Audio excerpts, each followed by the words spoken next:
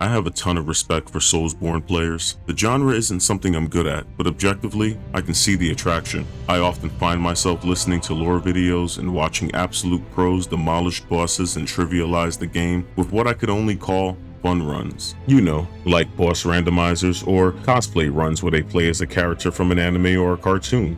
I get it. When you're really good at a game and you love it, you find new ways to make them last longer. My short time with Elden Ring, and by short I mean about 50 hours before I became demoralized, I felt what many others felt as I collected runes, a sense of accomplishment. I felt like the game gave me an education, not only an education, but a sense of collaboration as I looked to the community to learn the locations of items to make my journey a bit easier. There was a stark contrast in my gameplay from the tutorial section compared to hours later. I didn't know how to do half the basic movements of the game, and they weren't expressly explained, but slowly through trial and error, I learned to make my tarnish feel like a real, living, breathing person while I explored the lands between.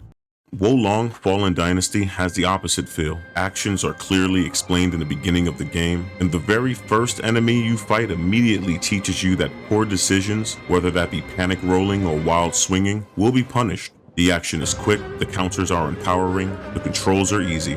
For a quote-unquote soulsborne, the tutorial area felt too balanced. You learn many of the game's mechanics, including the consequences of dying, through balanced and minorly varied enemies. You learn the benefits of high morale and why you should be wary of enemies with bigger numbers than yours over their head. You learn that enemy attacks are quick, sudden, can be chained, and they love to gank you in a corner if you allow them to. You even learn that you can do the same to them. But most importantly, you learn that blocking is detrimental to your survival. This game wants you to be fast. It wants you to deflect blows in a stylized manner. It wants to give you awesome anime moments. It really, really wants it to be cool.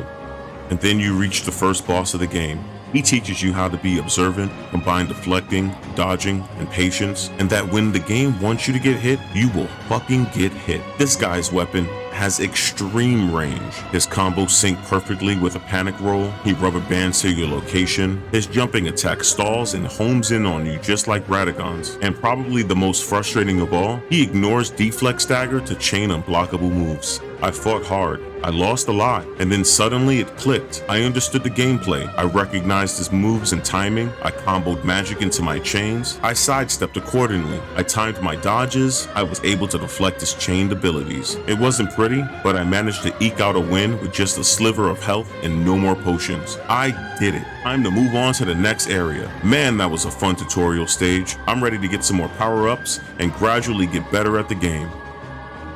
Wait. Where's this cutscene going? Did this motherfucker just turn into a demon? I have no health, no healing items. Hold on, did his weapon just get 7 more feet of range? Is he shooting waves of goddamn earth at me? Are you serious? Relax. Relax. I'm sure this is just a mandatory death just like other Soulsborne games. It's just part of the story.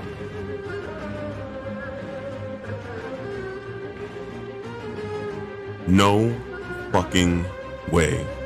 Well, clearly, I'm not cut out for this game. If you like games that have unpredictable difficulty spikes with no way to get better except for getting good, this game is just for you. I don't hate it. I don't think it's terrible. It's just not for me. Thanks for the memories, but so long, Wo Long. If you're a seasoned Soulsborne player or someone that enjoyed Ninja Gaiden, what did you think of Wo Long Fallen Dynasty? I'm very interested to hear your opinion of the game if you've played it already.